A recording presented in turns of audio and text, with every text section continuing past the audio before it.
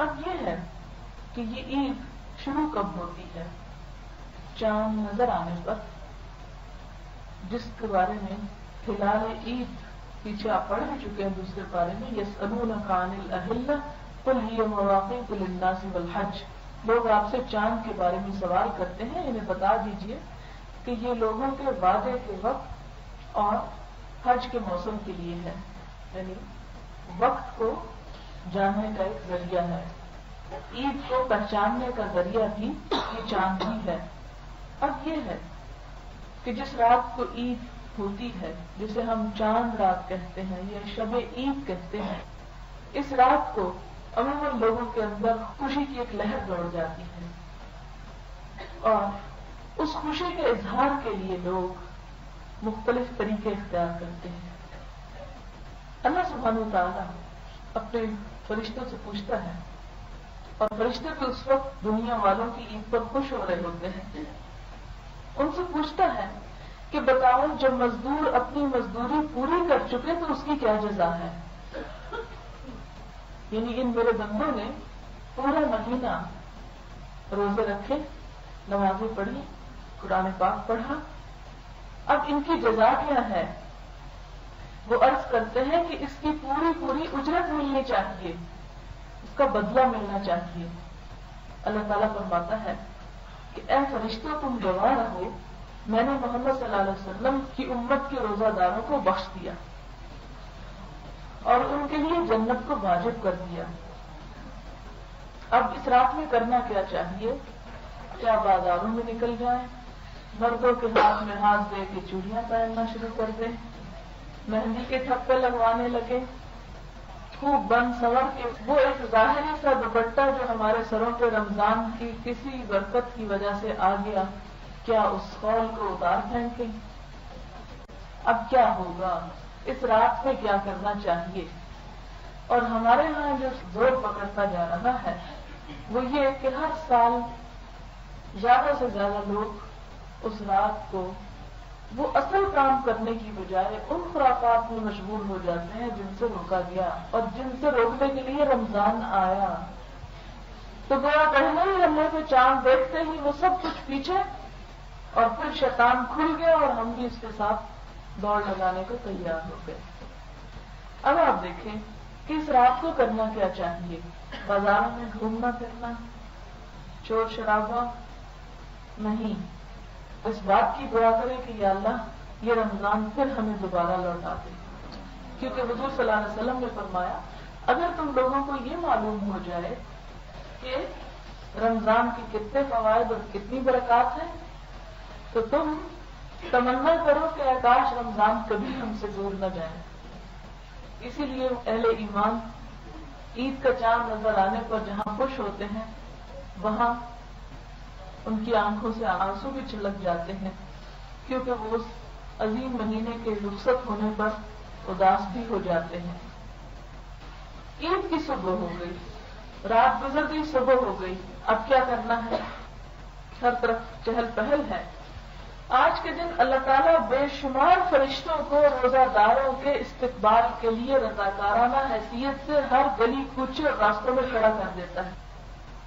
ہر طرف فرشتے پھیل جاتے ہیں عید کی صبح کو، اور آپ دیکھتے ہوں گے کہ عید کی صبح کا سورج ایک خاص قسم کی تسکین اور ایک خاص قسم کے روشنی کے ساتھ نظر آتا ہے. عید کی صبح کو اللہ تعالیٰ بہت سارے فرشتوں کو شہروں میں بھیجتا ہے.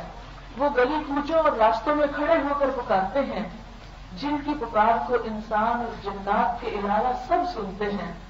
فرشتے کہتے ہیں اے امت محمدیہ کے لوگوں، تم اپنے رب کریم کی طرف نکلو جو بہت انعام دیتا ہے اور بڑے بڑے گناہوں کو بخش دیتا ہے.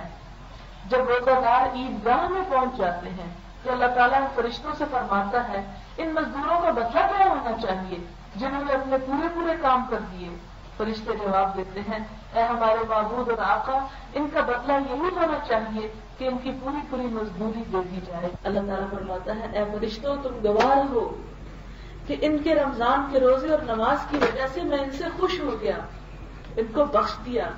اللہ تعالیٰ فرماتا ہے اے میرے بندو تم مجھ سے مانگو، میں اپنی عزت اور جلال کی قسم کھا کر کہتا ہوں کہ اس اجتماع میں دنیا اور آخرت کی جو کچھ بھلائی مجھ سے مانگو گے وہ میں دوں گا اور تمہارا خصوصی خیال رکھوں گا، اور جب تک تم مجھ سے خوف کھاتے رہو گے میں تمہاری خطاؤں اور لغزشوں سے درگزر کرتا رہوں گا، اور مجھے اپنی عزت و بزرگی کی قسم کہ نہ تمہیں ذلیل اور رسوا کروں گا اور نہ مجرمین کے سامنے تمہاری فضیحت کروں گا۔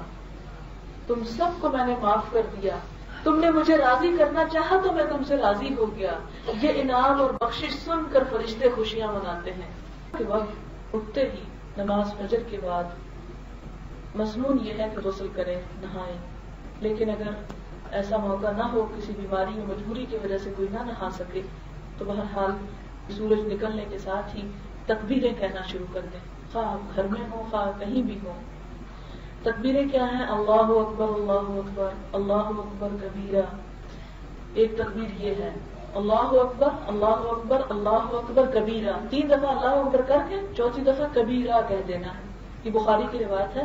یا دوسرا طریقہ یہ ہے اللہ اکبر لا الہ الا اللہ واللہ اکبر اللہ اکبر وللہ الحمد۔ یہ چلتے پھرتے اٹھتے بیٹھتے یہ تکبیریں خوب پڑھیں۔ پھر اس کے بعد یہ کہ اچھے کپڑے پہنے، عید کے دن اچھے کپڑے پہننا ثواب کا کام ہے۔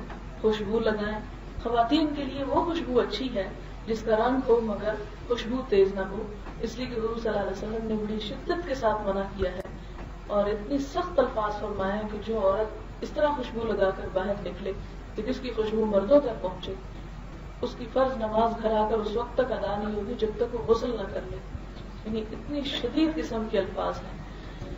تو یہ ہے کہ عید گاہ میں ضرور جائیں، لیکن ایسا میک اپ اور ایسی خوشبو لگا کر نہیں کہ جس سے دوسرے نمازیوں کے اور ایسے لوگوں کے جو سارا مہینہ تقویٰ حاصل کرنے کی فکر میں رہے، اس وقت ان کا تقویٰ ڈھیر کر دیا جائے۔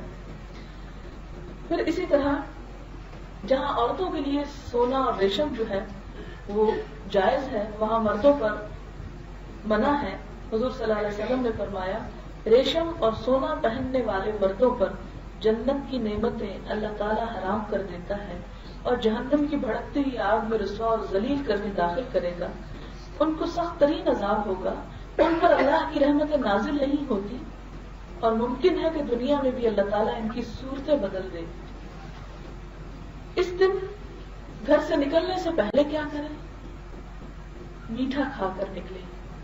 اس میں حضور صلی اللہ علیہ وسلم کا طریقہ کار تھا، کھجوریں کھایا کرتے تھے، یعنی بعض اوقات خواتین میٹھے پکانے میں اتنی دیر لگا دیتی ہے کہ وہ عید کے لیے نہیں نکل سکتی، یا گھر والے مرد جو ہیں عید پر نکل جاتے ہیں اور وہ کچھ بھی کھا کے نہیں جاتے، انہیں بھوکا بھیج دیتے ہیں۔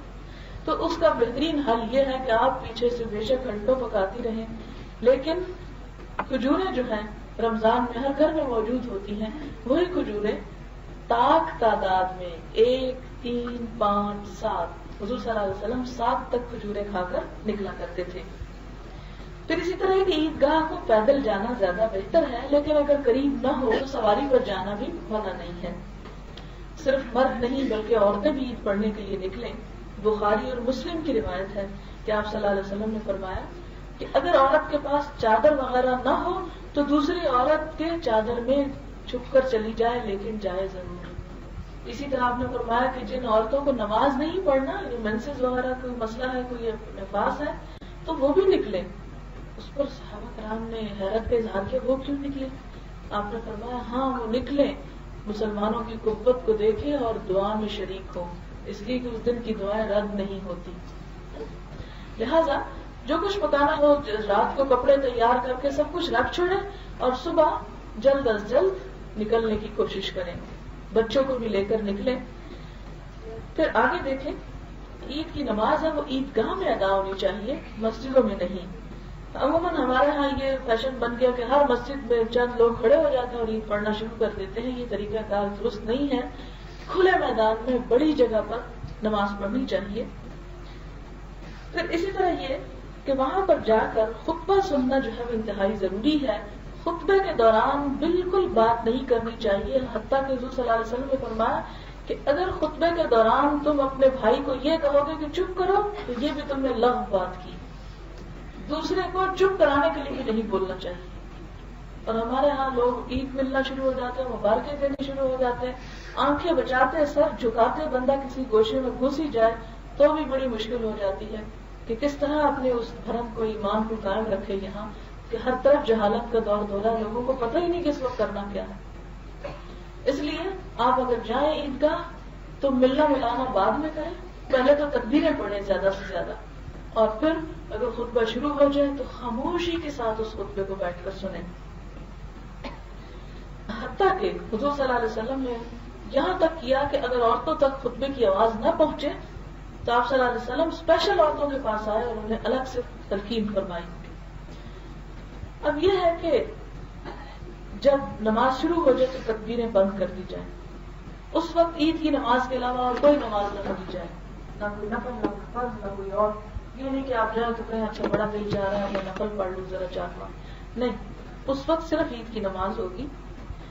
اور پھر اس کا طریقہ کار کیا ہوگا، وہ جیسے امام پڑھے گا ویسے ہی پیچھے پڑھیں گے۔